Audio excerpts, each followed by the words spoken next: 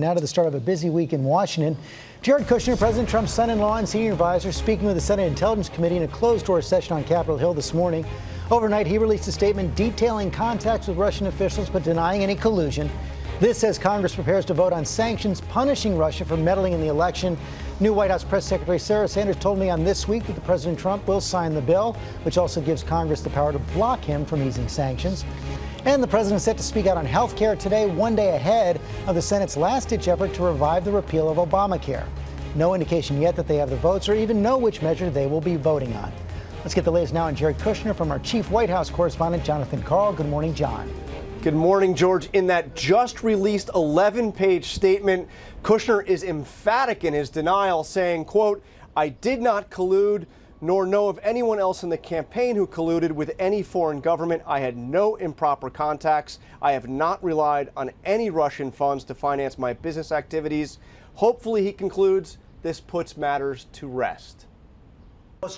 This morning, Jared Kushner answers questions for the first time from investigators leading the probe into Russian meddling in the election.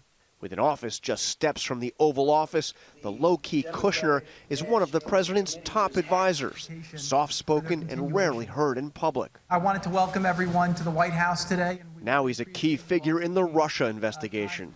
He was at that meeting in Trump Tower that Don Jr. set up with a Russian lawyer who was said to have dirt on Hillary Clinton from the Russian government. The committee will also want to talk to him about his own meetings during the transition with the Russian ambassador and a Russian banker, meetings he did not immediately disclose. We have a lot of ground to cover, so we expect this is just going to be the first interview. But new White House Communications Director Anthony Scaramucci says Kushner simply doesn't have much to say about the Russia issue.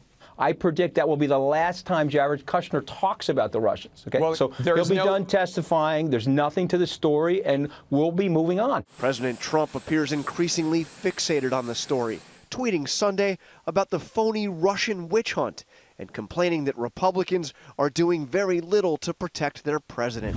And the president alarmed some in Congress over the weekend by declaring his, quote, complete power to pardon family, aides, and maybe even himself. That prompted the top Democrat in the Senate to issue a stern warning to the president. If he fired Mueller or pardoned himself or someone close to him under investigation, I think it would cause a cataclysm in Washington. In his statement, Jared Kushner also says he had hardly any contact whatsoever with Russians during the campaign. In fact, regarding the Russian ambassador, he says the day after the election, he actually sent somebody an email asking, what is the ambassador's name? Because, Robin, he could not recall it. All right, John, thank you very much.